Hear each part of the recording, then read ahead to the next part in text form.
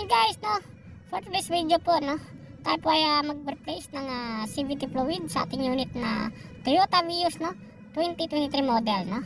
At yun nga po, no, ang kanyang udo is 78,000, medyo lagpas-lagpas na sa milyahe, no. Based to manual, no, ang dapat ang tamang pagpalit ng CVT fluid ay dapat is 40K odometer, no. Tayo po ay lagpas-lagpas na, no. At malalaman po natin kung ito ay medyo maitim na ang kanyang langis, no. At yan na po, no, sinimulan natin kuya tanggalin ang kanyang drain plug, no. Tinis ni kuya ng una, so hindi umubra, medyo hindi masikip yata o maluwag ang kanyang aling rings na ginamit, no. Ayun po, no, tatry ulit ni kuya, gamitan ng ibang tools, no. Subukan niya na kung talagang maluwagan niya ang kanyang drain plug, no. At yun nga po, di tagalay na, malawagan na ni kuya ang kanyang drain plug, at ayan, minanual niya na, ginamitan ng kanyang kamay pagbaklas. At ayun nga po, no, nakita niyo habang itim na ang kanyang langis, no. Grabe guys, no, ang itim na sobra. Ayan nga po, no. At dinrain na ni kuya, pero yun po ay hindi pa 100% totally yan na nakadrain, no. At mamaya po niyan ay tatanggalin na ni kuya ang kanyang pinaka plate, no. Ayan po ay ni-drain na muna niya. Siguro mga almost 40% pa lang yan ang natanggal na langis, no. Marami pa po dyan sa loob, no. Kaya ang advice po ng iba, ang sabi po ng iba is i-drain na po yan sa kapapalitan. Pero para sa akin po mas maganda po talaga na papatanggal po talaga natin yung pinaka-plato niya dyan, yung pinaka-square niya. At mamaya po yan tatanggalin ni kuya, no. At ayun po, i-drain na lang muna. Para po hindi mabigat at medyo madali yung pagbaklas mamaya ng kanyang plate, no. Ayan po, mamaya konti at tatanggalin na ni kuya ang mga tornilyo dyan. May mga tornilyo po dyan, may mga siguro sa 6 or 7 yan, no. Ayun po, nakita nyo guys, no, kanyang langis medyo maitim na, no. Kaya hindi po advisable na magpas sa 40K odometer, no. Kaya sa may mga katropa natin dyan na merong CVT fluid, dapat po ay sundin po natin ang manual, no, kung kailan po dapat talaga magpalit ng kanyang CVT fluid. At ayun nga po, no, ayun na, sisimulan na ni kuya, tatanggal yung mga tornilyo, no. At yun po yung pinaka-plate niya ay mamaya tatanggalin niya. Makita pa natin sa loob yan, no. At para malinisan po lahat, no. Manisan, mayroon pong dalang magnet dyan. Dyan po makapit yung mga alikabok at ang dumi sa loob niyan, no? Dyan po makapit sa magnet. At yun nga po, pag ang magnet ay punong-puno na rin ng mga buhangin-buhangin yan, at wala na rin makapitan yung ibang buhangin, ayun po ay kakalat sa kanyang bahayan at pupunta po sa kanyang filter. May filter po sa loob guys, makita po natin mamaya yan, no? Abo, unti-unti ng nilawagan ni kuya yung kanyang mga tornilyo at mamaya po babaklasin niya po yan lahat. At makikita po natin, no? Shout out kay kuya sa gumawa ng ating sasakyan, no? At yan po, first time po natin magpabaklas ng kanyang CVT fluid, no? Para po yan sa mga may automatic transmission, no? At po tayo po ay naka CVT, no?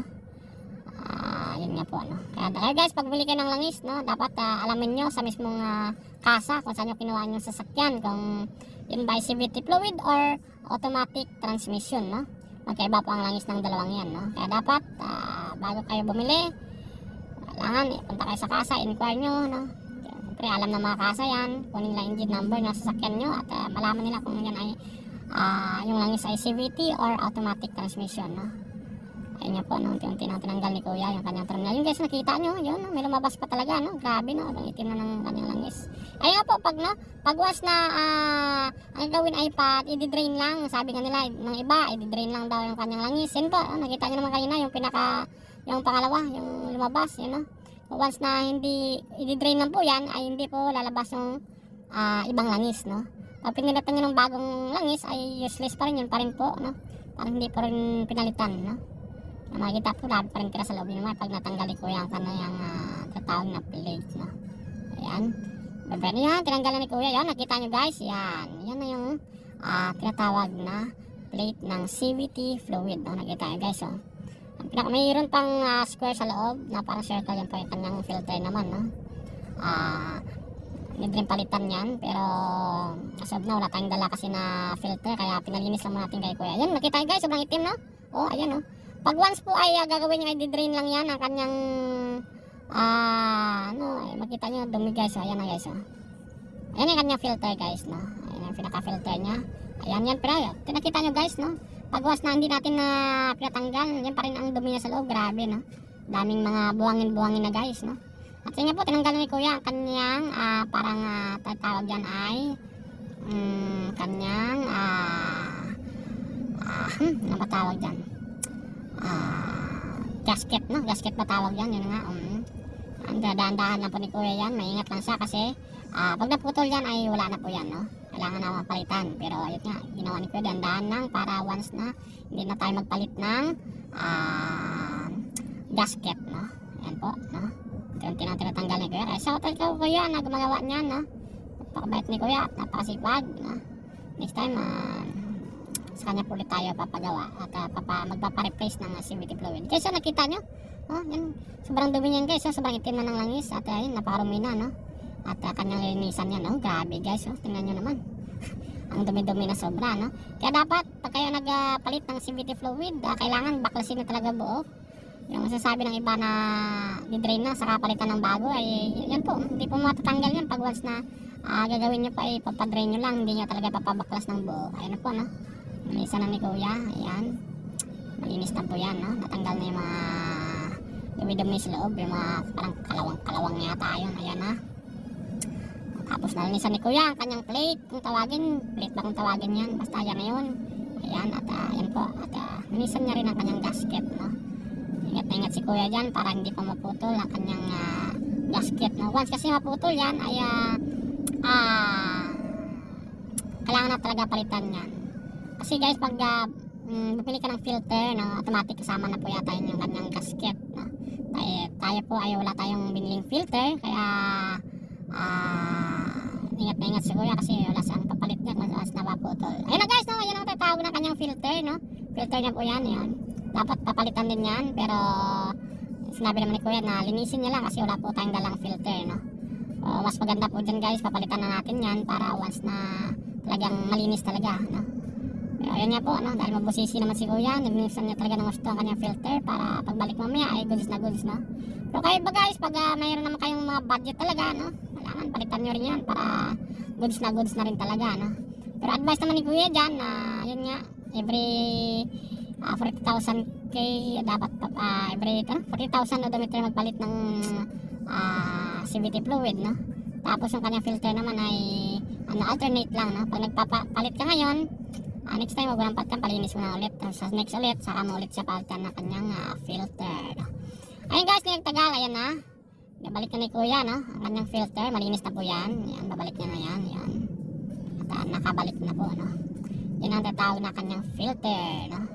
Sa CVT fluid, no? Tawag na automatic transmission, no? Ayan na nga guys, nabalik na ni kuya ang kanyang filter, no?